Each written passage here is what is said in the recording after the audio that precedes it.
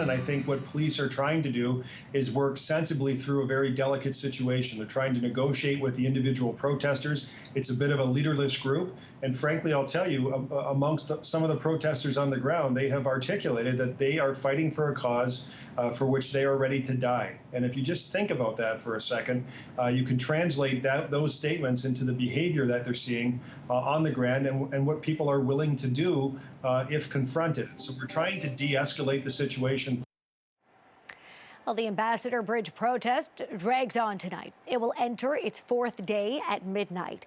Experts are saying the blockade will have a long-lasting effect on the supply chain. The bridge, which links Windsor to Detroit, is a critical trade link for Canada and the U.S. Windsor police say one U.S.-bound lane is open to limited traffic, and it is moving slowly.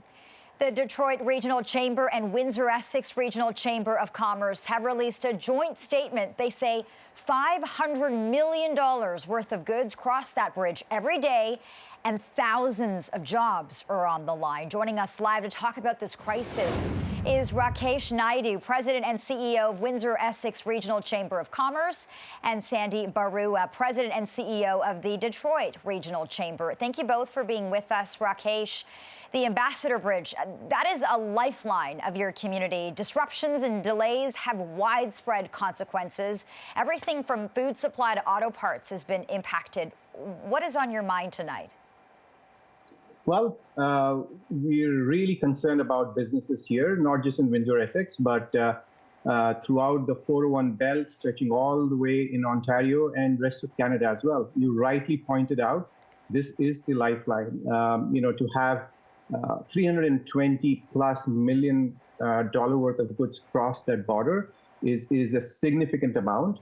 But more than that, it is the number of companies that are dependent on the free flow of goods. Unhindered flow of goods is extremely vital to keep the plants running. There's more than one sector that depends on this particular bridge. The restrictions, the blockade is creating havoc with the supply chain that has already been stretched in the past. And we are seeing the consequences of the blockade with plants, large, small, and medium, now facing a shutdown. Sandy, want to talk to you. Here we go. I just hear a little bit of feedback here for just a moment. Sandy, want to talk to you a bit about the consequences on your side of the border. Considering this had initially been mostly a Canadian campaign, one of the things we've talked about a few times is truckers here in this country who are protesting here, perhaps sometimes failing to recognize that the vaccine mandate for truckers goes both ways. Are you seeing an impact, or I should say a reaction on the Detroit side in terms of those joining this movement? Yes, well, certainly the U.S. has been kind of late to this party, a party that no one wants to get invited to, this blockade. In fact, just today are we starting to see the shutdowns of manufacturing plants, particularly automotive, on the U.S. side of the border. But, U.S. truckers are very much, I would say, in solidarity with the Canadian initiators of this protest. There's a lot of concern about, vaccine mandates, not just in the transportation industry, but across all industries. So there is a element in the United States, just as there is in Canada, and perhaps it's actually larger in the United States, that have more philosophical concerns about vaccine mandates, despite the efficacy that vaccines have shown, not just with COVID, but across the history of time. Rakesh and Sandy, Sandy, this one for you, of course. The U.S. and Canada, each other's #1 trading partners, and of course, this is the busiest route, the busiest commercial border route.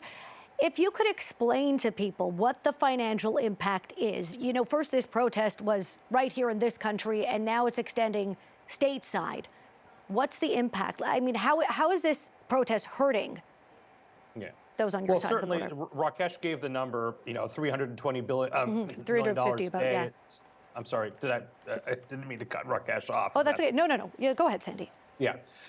So it's over $13 billion a year just that the United States sends to Canada just in automotive automotive parts. And so now that we're starting to see this cascade of shutdowns in manufacturing plants, the OEMs and the large, tier one automotive suppliers, they can, those employees will be able to make up those hours as the trade gets flowing again. But what won't be made up is these smaller companies that if there's no work that day, there's no work that day. That means there's no pay that day. The companies, the businesses that that are kind of blocked in by this illegal blockade, they're never going to make up that revenue because customers and employees can't get to their place of work. The communities that are being impacted by this pretty significant additional pollution in diesel exhaust that's coming out of these idling trucks, there's health damages that can't be undone. So there's a lot of cascading unintended consequences that these people are inflicting on innocent families and workers that they're just not going to get that value back. Rakesh, we're talking about the economic impact here. We heard from Windsor's mayor. He's been saying that these protests, they won't be tolerated for long, but we know time is of the essence here. Every single hour counts. As Christina pointed out, this is the busiest trade crossing in North America. How worried are you about the long-term impact here? Well, very much worried. It is easier, to shut things down, but it is very difficult, to bring it back online. A lot of our businesses will need some time, to bring things back online, stabilize the supply chain, bring people back whenever we are ready to do that. And I'm hoping that that's soon. But it takes a long time to really stabilize. Supply chain as complex as what we have, as integrated as what we have, it takes time. When it flows, when anything is fine, it works like a charm. And this is the reason why our businesses have thrived, because of this very evolved supply chain, very integrated supply chain on both sides of the border. But when it is disrupted, it takes time to put it back on track as well. So, and that supply chain is already so fragile. As a trading partner, what does this do to Canada's reputation? That's something that we are concerned. In the last 2 years, it hasn't been easy. There's been restrictions on the border. And with this, some of the customers that are on the U.S. side may be wondering whether it is more, it is better for them to source locally from U.S., or whether it is better for them to have a manufacturing operation in the U.S. and completely do away with any hassles over the border. And that's not good sign for Canada. It's not good sign for Windsor Essex. Our economy depends significantly on U.S. Clients and U.S. customers, and especially for Windsor Essex region, a significant part of our GDP is contributed because of exports. Almost 90% of the manufacturing companies that are based in Windsor Essex are export-oriented, and of that, 90% export to U.S. market. So it's not a good sign for us. We don't want any hassle over the border. We want that border to flow freely. We want the trade to happen without any hindrance. I know we touched on this already. Sandy, maybe I'll put this question to you if you can elaborate. At what point does this really start to hurt trade?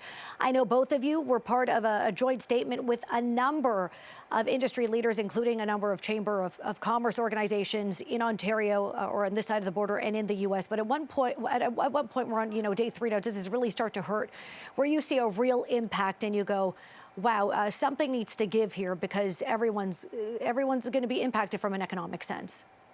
Yeah, I think that answer is about 30 minutes ago, frankly. I was going to say, that's probably already happened. We have reached that point. In fact, when I was talking to some journalists earlier this morning, I said, well, by the end of the week, we're going to start seeing, some major shutdowns of manufacturing facilities on both sides of the border. And frankly, we didn't even get to the end of the day without that happening. Obviously, we're seeing that, Ford is slowing down the Oakville production of the Nautilus and the Edge.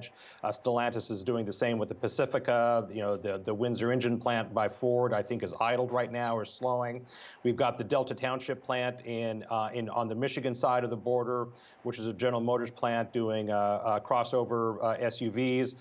That actually just canceled its second shift about 3 hours ago. Yeah, Sandy, can I jump in and just ask you, why does a few days of delay, 3 days or so, I recognize this is a pandemic and there have been delays, but why does that create such a ripple effect? Why does why does great question. an Most automotive plant need to sophisticated- pause production if there's just a few days delay? A few days delay could happen almost at any time, right?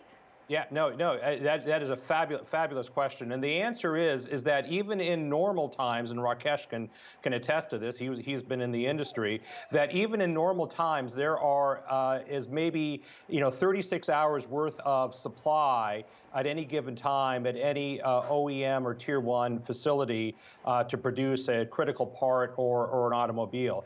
It's just-in-time delivery, right? And that we've been using this system now for over 25 years. And as Rakesh just said, it works really, really well. It's very efficient. It's very cost-effective when it works.